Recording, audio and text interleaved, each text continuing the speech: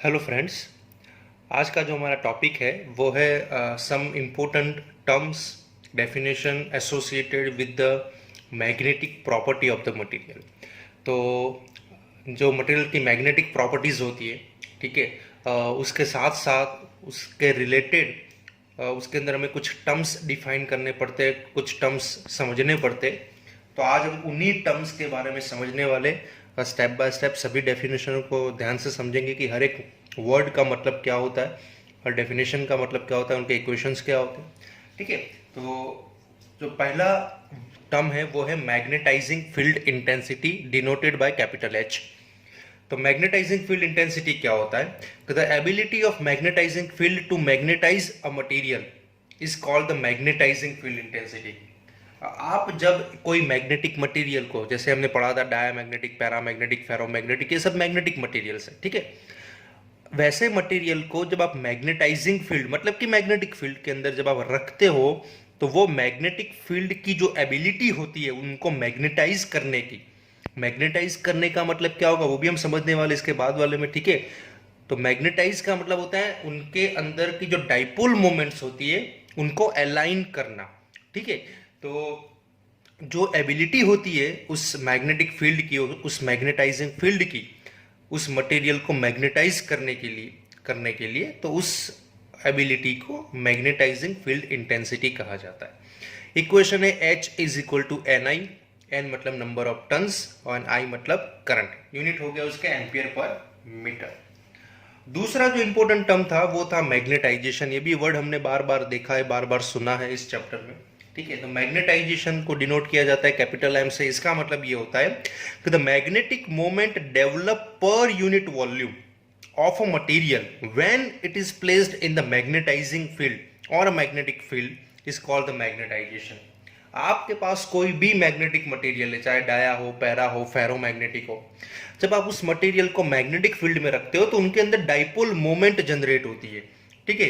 और वो dipole moment generate होना पर यूनिट वॉल्यूम बराबर है। जनरेट होने का मतलब क्या होता है? डाइपोल मोमेंट का अलाइन होना इन और opposite to the direction of magnetic field. जैसा हमने डायामैग्नेटिक, पैरा में और फेरो में देखा था कि पहले डाइपोल मोमेंट सभी रैंडम होती है और जब आप उसको मैग्नेटिक फील्ड में रखते हो या तो फिर मैग्नेटाइजिंग फील्ड में रखते हो तो उसके अंदर जो डाइपोल मोमेंट होती है वो सभी ओरिएंट हो जाती है या तो opposite to the magnetic field.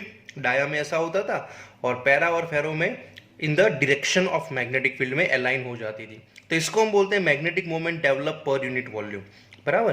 तो जब magnetic moment develop per unit volume जब किसी भी मटेरियल में होता है तो उसको उसका मैग्नेटाइजेशन बोला जाता है कि भाई जिसका मैग्नेटाइजेशन ज़्यादा हो रहा है मतलब उसके अंदर डाइपोल मोमेंट पर यूनिट वॉल्यूम ज़्यादा वहाँ पे डेवलप हो रही है, ज़्यादा अलाइन हो रही है, ठीक है। तो उसको बोलते हैं मैग्नेटाइजेशन। ऐसा सेम टू सेम अगर आपने देखा हो तो पोलराइजेशन आता था, बराबर, आपने चैप्टर नंबर 2 में पढ़ा होगा, ठीक है। तो पोलराइजेशन उसमें हमने पढ़ा था कि वहाँ पे इलेक्ट्रिक डाइपोल मोमेंट जनरेट होती थी in the presence of electric field. तो ये कुछ वैसा ही सेम टू सेम एनालॉजी बिल्कुल सेम है उनकी। वहाँ पे भी डाइपोल मोमेंट जनरेट होना पर यूनिट वॉल्यूम को पोलराइजेशन बोलते थे in the present of electric field, ठीक है। वहाँ पे polar and non polar material के बारे में समझते थे, यहाँ पे मैग्नेटिक मटेरियल के बारे में समझना है, ठीक है। और इसके अंदर डाइपोल मोमेंट जो जनरेट होगी उसको हम मैग्नेटाइजेशन बोलेंगे, ठीक है। तो उसका जो डेफिनेशन है वो भी एग्जैक्टली सेम ही है, मैग्नेटिक मोमेंट पर वॉल्यूम, ठीक है। एक और चीज यहाँ पे इसके साथ हमें जो समझनी है वो ये है कि मैंने यहाँ पे लिखा हुआ है मेरा magnetic material is placed in a magnetizing field it get magnetized. अब आप बात को समझिए कि आपके पास मान लो आपके पास एक सोलेनॉइड है, ठीक है। सोलेनॉइड में करंट फ्लो हो रहा है और उसके अंदर बीच में आपने कोई मैग्नेटिक मटेरियल रख दिया, ठीक है। तो जब आप मैग्नेटिक मटेरियल को उस सोलेनॉइड के बीच में रखोगे तो आपका मटेरियल मैग्नेटाइज होगा। क्यों? क्योंकि सोलेनॉइड के अंदर क्या है? मैग्नेटिक फील्ड है, ठीक है। और उसी मैग्नेटिक फील्ड में आपने उस मैग्नेटिक मटेरियल को रख दिया, ठीक है। तो the total magnetic field be inside the magnetic material is a resultant of a field B0 and the BM। तो उसके कारण क्या होगा? जैसे आपने सोलेनॉइड के अंदर उस मटेरियल को रख दिया, बराबर, सोलेनॉइड के अंदर उस मटेरियल को रख दिया, तो एक्चुअली होगा क्या उसके अंदर कि जैसे अगर मुझे यहाँ पे एक पेपर में अगर मुझे आपको समझाना इस चीज को तो मैं कुछ ऐसे समझाऊंगा आपको कि मान लो ये आपका सोलेनॉइड है, ठीक है। अब सोलेनॉइड के अंदर तो करंट फ्लो हो रहा है, आई जितना करंट फ्लो हो रहा है, ठीक है। तो ये जो करंट होगा वो इसके अंदर क्या बनाएगा? मैग्नेटिक फील्ड बनाएगा जिसको हम बोलेंगे B0, जो इसके कारण, इस करंट के कारण जनरेट हो रहा है। अब आपने कोई मैग्नेटिक मटेरियल का पीस अंदर रख दिया इस तरह से, ठीक है, इस तरह से आपने कोई मैग्नेटिक मटेरियल का पीस जो है वो अंदर रख दिया। तो ये है मेरा एक मैग्नेटिक मटेरियल का पीस जो मैंने अंदर रख दिया। तो इस मटेरियल के अंदर क्या होगा, जो डाइपोल मोमेंट होगी, वो डाइपोल मोमेंट या तो इस अंदर जो मैग्नेटिक फील्ड है, मतलब जो अंदर यहाँ पे जो मैग्नेटिक फील्ड है सॉलिनॉइड के अंदर, उस मैग्नेटिक फील्ड के डायरेक्शन में अलाइन होगी या तो ऑपोजिट डायरेक्शन में अलाइन होगी, बराबर। ऐसा मान लो कि मैग्नेटिक फील्ड आपका ये B0 जो सॉलिनॉइड का है वो इस डायरेक्शन में है, ठीक है, B0 जो इस डायरेक्शन में है, और इसके अंदर जो डाइपोल मोमेंट डेवलप हो रही है वो भी इस डायरेक्शन में डेवलप हो रही है, ठीक है। तो ये मटेरियल के अंदर जब जैसे जैसे डाइपोल मोमेंट डेवलप होती जाती है तो ये मटेरियल क्या हो रहा है, मैग्नेटाइज हो रहा है। आप समझ रहे हो कि नहीं, ये मटेरियल क्या हो रहा है, मैग्नेटाइज हो रहा है, ठीक है। और मैग्नेटाइज होगा तो जब वो मैग्नेटाइज होगा तो उसके अंदर एक और फील्ड बनेगा जिसको हम बोलेंगे BM, the field because of the magnetisation. ऐसा एग्जैक्टली सेम ऐसा होता है पोलराइजेशन में। जब आप डाई इलेक्ट्रिक मटेरियल को जब इलेक्ट्रिक फील्ड में रखते थे तो एक्सटर्नल इलेक्ट्रिक फील्ड में रखने के कारण उसके अंदर एक और इलेक्ट्रिक फील्ड डेवलप होता था जिसको हम बोलते थे electric field produce by the polarization. तो बेसिकली उस मटेरियल के अंदर दो इलेक्ट्रिक फील्ड बन जाते थे, एक तो एक्सटर्नल जो आप बाहर से दे रहे हो, और एक पोलराइजेशन के कारण अपने आप अंदर उस मटेरियल के अंदर बना, ठीक है। तो उसी तरह से यहां पे भी जब एक मैग्नेटिक मटेरियल को आप इस एक्सटर्नल मैग्नेटिक फील्ड में प्लेस करते हो तो आपका मटेरियल जो है वो मैग्नेटाइज होना स्टार्ट होता है, मतलब कि उसकी डाइपोल मोमेंट यहाँ पे डेवलप होना स्टार्ट होती है। और जैसे ही डाइपोल मोमेंट डेवलप होना स्टार्ट होगी तो इसके अंदर भी एक और मैग्नेटिक फील्ड डेवलप होगा जिसको हम बोलेंगे BM। तो कुल मिला के अब इस मटेरियल में दो फील्ड है, एक है एक्सटर्नल जो हम बाहर से दे रहे हैं सोलेनॉइड का, और एक उसके अंदर मैग्नेटाइजेशन के कारण जनरेट हुआ। तो the total magnetic field will be defined something like this. जो टोटल मैग्नेटिक फील्ड होगा, the total magnetic field inside the magnetic material is the resultant of field B0 जो एक्सटर्नल है जो हम दे रहे हैं सोलेनॉइड से, और BM जो कि मैग्नेटाइजेशन के कारण डेवलप हुआ। So that will be total is B0 plus BM। B0 को लिखना होता है μ0H, ठीक है, μ0 मतलब परमिएबिलिटी ऑफ फ्री स्पेस, और μ0M, H मतलब ये मैग्नेटिक फील्ड इंटेंसिटी, और M मतलब ये मैग्नेटाइजेशन। तो यहाँ पे μ0 को कॉमन निकालो तो एक नया इक्वेशन बनता है B is equal to μ0H plus M, और B को बोलते हैं द टोटल मैग्नेटिक फील्ड, और उसका नाम है मैग्नेटिक इंडक्शन, जो हम बाद में उसकी डेफिनेशन समझने वाले, कंटिन्यू में आएगा वो डेफिनेशन भी, ठीक है।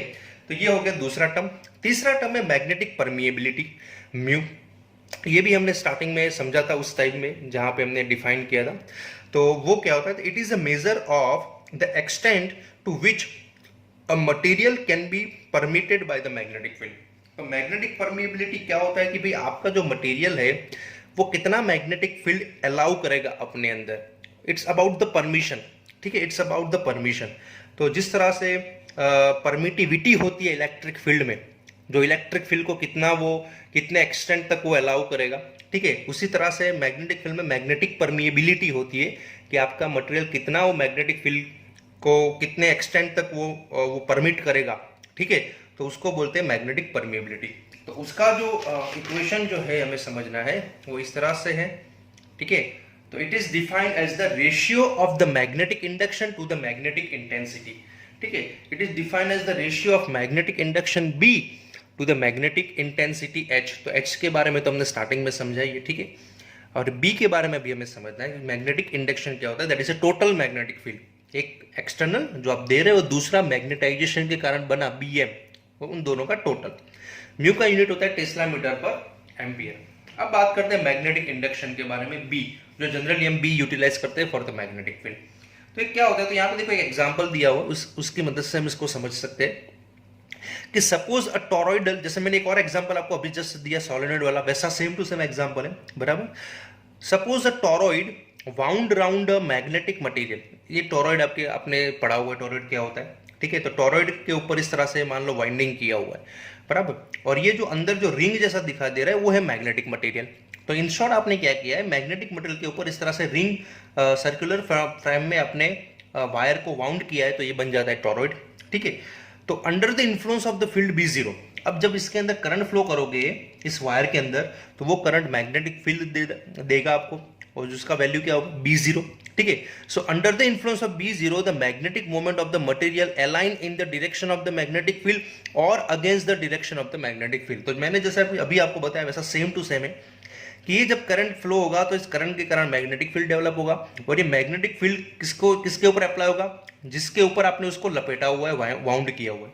तो आपने इस रिंग के ऊपर उसको लपेटा हुआ है, तो रिंग जो है वो मैग्नेटिक मटेरियल है, तो उस रिंग की जो मोमेंट्स होगी, मैग्नेटिक मोमेंट होगी उस मटेरियल की, वो या तो एक्सटर्नल मैग्नेटिक फील्ड के डायरेक्शन में अलाइन होगी या तो अपोजिट डायरेक्शन में अलाइन होगी, मतलब इन शॉर्ट मैग्नेटाइजेशन होगा। This produce the net surface current on the material. तो उसके कारण क्या होगा कि जो मैग्नेटिक मोमेंट जब एक डायरेक्शन में अलाइन होना स्टार्ट होगी, मतलब मैग्नेटाइजेशन होना स्टार्ट होगा, तो वो जो मैग्नेटिक मटेरियल है उसके सरफेस पे करंट डेवलप होना स्टार्ट हो जाएंगे। ठीक है, इस तरह से सरफेस के ऊपर इस तरह से करंट डेवलप होगा। ठीक है, इस तरह से करंट डेवलप होना स्टार्ट हो जाएगा। ठीक है, तो सरफेस के ऊपर एक और करंट बन रहा है। ठीक है, और वो करंट एक और मैग्नेटिक फील्ड डेवलप करेगा जिसको हम बोलेंगे BM, the magnetic field produce due to magnetization, तो दैट इज अ BM। ठीक है, तो वहां पे अभी आपके सामने दो फील्ड हो गए, एक तो B0 जो आपके वायर के अंदर जो करंट फ्लो हो रहा है उसके कारण बन रहा था, और दूसरा BM जो इस B0 के कारण अंदर जो मैग्नेटाइजेशन हुआ, अंदर जो डाइपोल मोमेंट अलाइन हुई और उसके कारण जो नया फील्ड बना वो है BM। तो so the total magnetic field inside the material is the sum of the external magnetizing field जो आप करंट के थ्रू दे रहे हो and the additional magnetic field produce due to the magnetization is called the magnetic induction. तो ये जो total जो निकलता है, जो external magnetizing field and the magnetic field produce due to the magnetization, बराबर। तो उस मटेरियल के अंदर अब कुल मिला के टोटल दो मैग्नेटिक फील्ड है इस मटेरियल के अंदर। एक B0 जो आप इस वायर के अंदर जो करंट फ्लो करवा रहे हो ना उसके कारण बन रहा है, और इसी B0 के कारण इस मटेरियल के अंदर डाइपोल मोमेंट डेवलप हो रही है, इस मटेरियल के अंदर एक नया मैग्नेटिक फील्ड डेवलप हो रहा है। ठीक है, और वो है BM। तो कुल मिला के यहाँ पे टोटल दो फील्ड है, इन दोनों के एडिशन को क्या बोलते हैं, मैग्नेटिक इंडक्शन, जो अभी हमने इसमें भी समझा था। मैं आपको याद दिला दूं, जैसे हमने इसमें भी समझा था, ये भी एक एग्जाम्पल है जिससे आप समझा सकते हो। ठीक है, तो इस B is nothing but the BM plus B0 जो आगे वाले डेफिनेशन में भी आया था, इसको बोलते हैं मैग्नेटिक इंडक्शन। ठीक है, तो फिफ्थ डेफिनेशन है वो है रिलेटिव परमिएबिलिटी। ठीक है, तो रिलेटिव परमिएबिलिटी क्या होता है फ्रेंड्स, तो रिलेटिव परमिएबिलिटी को बोलते हैं म्यू आर। तो आप कोई भी मटेरियल की परमिएबिलिटी को वैक्यूम की परमिएबिलिटी के रिस्पेक्ट में अगर मेजर करते हो, उसके रेफरेंस में मेजर करते हो, तो उसको बोलते हैं relative permeability. It's about the comparison. तो it is the ratio of the permeability of medium to the permeability of vacuum. तो mu are is equal to mu by mu 0। ठीक है, कुछ डेटा मैंने यहाँ पे लिखे हुए, जैसे वैक्यूम की रिलेटिव परमिएबिलिटी होती है 1, एयर की होती है 1.6 टाइम्स 0 4, और आयन की होती है ज्यादा होती है, बहुत ग्रेटर देन 1000। ठीक है, तो ये सभी रिलेटिव परमिएबिलिटी है, मतलब हर एक मटेरियल की परमिएबिलिटी अगर आप with respect to free space, with respect to vacuum अगर मेजर करते हो, बराबर, तो उसको बोलते हैं रिलेटिव परमिएबिलिटी। हमारा जो 6th डेफिनेशन है वो है मैग्नेटिक ससेप्टिबिलिटी। तो जैसा आपने सेकेंड चैप्टर में इलेक्ट्रिक ससेप्टिबिलिटी पढ़ा था काय ई, उसी तरह से यहाँ पे हमें मैग्नेटिक ससेप्टिबिलिटी समझना है। तो ससेप्टिबिलिटी क्या होता है, it is ability to substance to take up the magnetization when placed in the magnetic field. तो आपका मैग्नेटिक मटेरियल जब आप मैग्नेटिक फील्ड के अंदर आप रखते हो, तो उसके अंदर कितना मैग्नेटाइजेशन होगा, कितनी उसकी एबिलिटी है मैग्नेटाइजेशन होने की, उसको बोलते हैं उसकी ससेप्टिबिलिटी। तो जिस आपको अगर किसी मटेरियल का मैग्नेटाइजेशन कितना होगा in the external magnetic field, अगर वो समझना है तो आपको उसकी ससेप्टिबिलिटी ढूंढनी पड़ेगी, ससेप्टिबिलिटी को समझना पड़ेगा। तो ये भी एग्जैक्टली वैसा ही इसका एनालॉजी है जैसा हमने इलेक्ट्रिक ससेप्टिबिलिटी में समझा था, लेकिन वहां पे जो टर्म्स होते थे वो इलेक्ट्रिक फील्ड के एसोसिएटेड होते थे, यहाँ पे मैग्नेटिक फील्ड के एसोसिएटेड। तो डेफिनेशन उसका ऐसा है कि it is a ratio of the magnetization to the magnetic field intensity. तो यहाँ पे आप देख सकते हो कि susceptibility, magnetic susceptibility is defined as m by h। m का मतलब होता है मैग्नेटाइजेशन, h का मतलब होता है मैग्नेटिक फील्ड इंटेंसिटी। तो इसका अगर आप रेशियो लेते हो तो आपको मिलता है मैग्नेटिक ससेप्टिबिलिटी, और दोनों का यूनिट m और h का सेम है, तो कायम का कोई यूनिट होगा नहीं। ठीक है, जो 7th टर्म है, जो डेफिनेशन है, जो कॉन्सेप्ट है, वो है relation between the magnetic permeability and the magnetic susceptibility. तो यहाँ पे आपको magnetic permeability and magnetic susceptibility दोनों के बीच में एक रिलेशन ऑब्टेन करना है। तो कैसे हम ऑब्टेन करेंगे, ध्यान से देखिए। When a magnetic material is subjected to a magnetic field intensity H, it's develop magnetization M and magnetic induction B। आप जब भी कोई मैग्नेटिक मटेरियल को मैग्नेटिक फील्ड इंटेंसिटी H में जब आप रखते हो उसको, तो उसके अंदर मैग्नेटाइजेशन होता है, it's develop a magnetization M, और उसके कारण उसके अंदर एक टोटल मैग्नेटिक इंडक्शन हमें मिलता है, जो कि एडिशन होता है दो अलग अलग फील्ड का। एक होता है मैग्नेटिक फील्ड इंटेंसिटी और दूसरा होता है the field produce by the magnetization. तो B is equal to B0 plus BM, ऐसा इक्वेशन हमने देखा था, and that is equal to mu 0 H plus M। तो यहां से हमें स्टार्ट करना है। तो B is nothing but the magnetic induction is equal to mu 0। Mu 0 का मतलब होता है permeability of free space, H plus M, H मतलब कि आपका जो मैग्नेटिक फील्ड इंटेंसिटी है, एंड M जो है वो मैग्नेटाइजेशन है। अगेन उसमें क्या करने वाले हम, तो उसमें एक दूसरा रिलेशन यूज करेंगे, वो है B बराबर म्यू H। कहाँ से आया रिलेशन, तो ये हमने डेफिनेशन से लिया, from the definition of a magnetic permeability. तो परमिएबिलिटी की डेफिनेशन जस्ट हमने अभी देखा, ठीक है, और ये इक्वेशन वहां से हमने यूटिलाइज किया है। तो B बराबर म्यू H हो जाएगा। तो अब दोनों इक्वेशन को कंपेयर करो तो म्यू H बराबर म्यू 0 H प्लस M हो जाएगा। H को इसके नीचे डिवीजन में ले जाओ तो ये H बाई H 1 हो जाएगा, इधर M बाई H हो जाएगा, ठीक है। तो M बाई H को बोलते हैं ससेप्टिबिलिटी, मैग्नेटिक ससेप्टिबिलिटी। तो mu is equal to mu 0 1 plus का M। अब इस म्यू 0 को इसके नीचे ले जाओ तो म्यू बाई म्यू 0 हो जाएगा इज इक्वल टू 1 प्लस का M, और म्यू बाई म्यू 0 को बोलते हैं रिलेटिव परमिएबिलिटी, जो भी अभी हमने समझा, ठीक है। तो mu are is equal to 1 plus का M। तो ये रिलेशन बन गया relative permeability and magnetic susceptibility. ऐसा एग्जैक्ट इसी टाइप का रिलेशन हमने सेकंड चैप्टर में भी ऑब्टेन किया था, वो था relation between the dielectric constant and electric susceptibility, वो था K बराबर 1 प्लस का E, ठीक है। तो ये भी एग्जैक्टली उसी तरह का रिलेशन है। तो बहुत सारी एनालॉजी है दोनों चैप्टर में, मैं शुरुआत से हम सभी जो थ्योरी समझ रहे हैं उसमें हर एक में हमने इस एनालॉजी को अप्लाई किया हुआ है, ठीक है, और यहाँ पे भी यही एनालॉजी कंटिन्यू हो रही है, ठीक है। तो ये आपको ध्यान देना है। जो 8वां डेफिनेशन है वो है रिटेंटिविटी। तो रिटेंटिविटी क्या होता है, तो रिटेंटिविटी का मतलब यहाँ पे ऐसा है कि the magnetic induction left behind the sample after magnetizing field has been removed. जब आप मैग्नेटाइजिंग फील्ड को आप रिमूव कर दो मटेरियल में से, और उसके बावजूद भी उसके अंदर मैग्नेटिक इंडक्शन रहता है एज इट इज, तो उसको उसका रिटेंटिविटी बोलते हैं। तो मैं आपको यहाँ पे समझाना चाहूंगा एक और चीज, जैसे इसको समझना है तो जैसे मान लो आपका एक मैग्नेटिक मटेरियल है, ठीक है, अभी इसके अंदर डाइपोल मोमेंट सभी रैंडमली अलाइन होगी, ठीक है। जब आप उसको मैग्नेटाइजिंग फील्ड में अगर आप रखते हो इसको, ठीक है, this is a magnetizing field B0, आपने इस मटेरियल को रख दिया उस मैग्नेटाइजिंग फील्ड में, तो इसके अंदर डाइपोल मोमेंट अलाइन हो जाएगी इस तरह से, या तो इन the direction of magnetic field या तो opposite direction of the magnetic field, depend upon the magnetic material, ठीक है। तो जब ये अलाइन हो जाएगी मतलब इसके अंदर डाइपोल मोमेंट डेवलप हो गई पर यूनिट वॉल्यूम, मतलब कि ये मटेरियल मैग्नेटाइज हो गया, मतलब इसके अंदर मैग्नेटाइजेशन हो गया, ठीक है। अब जब मैं ये मैग्नेटाइजेशन एक बार हो गया, उसके बाद अगर मैं इस मैग्नेटाइजिंग फील्ड को रिमूव कर दूं B0 को, ठीक है, और उसके बाद अगर फिर से इसको देखा जाए, तब भी अगर उसके अंदर ये डाइपोल मोमेंट का अलाइनमेंट एज इट इज रहता है, ठीक है, अगर वो मैग्नेटाइजेशन एज इट इज रहता है, ठीक है, तो इसको बोलते हैं कि उसने मैग्नेटाइजेशन रिटेन किया, मतलब वहां पे उसने एज इट इज रखा, ठीक है, तो इसको बोलते हैं रिटेंटिविटी। तो अगर आप एक बार फील्ड रिमूव भी कर दो तब भी उसके अंदर मैग्नेटाइजेशन अगर बचा रहता है, अगर ऐसा ही रहता है, डिस्टर्ब नहीं होता, ठीक है, तो आपका मटेरियल वो मैग्नेटाइजेशन को रिटेन कर रहा है, और इस प्रोसेस को बोलते हैं रिटेंटिविटी, ठीक है। तो ये अबाउट ये उस पर्टिकुलर टॉपिक के लिए जहाँ पे जो मटेरियल रिटेंटिविटी फॉलो करते हैं, तो रिटेंटिविटी वहाँ पे मेंटेन करते हैं। जो 9th जो है डेफिनेशन, दैट इज कोर्सिविटी, ठीक है। तो कोर्सिविटी क्या होता है, तो कोर्सिविटी का मतलब ये होता है कि the value of the reverse magnetic field intensity H required to demagnetize the sample is called the कोर्सिविटी।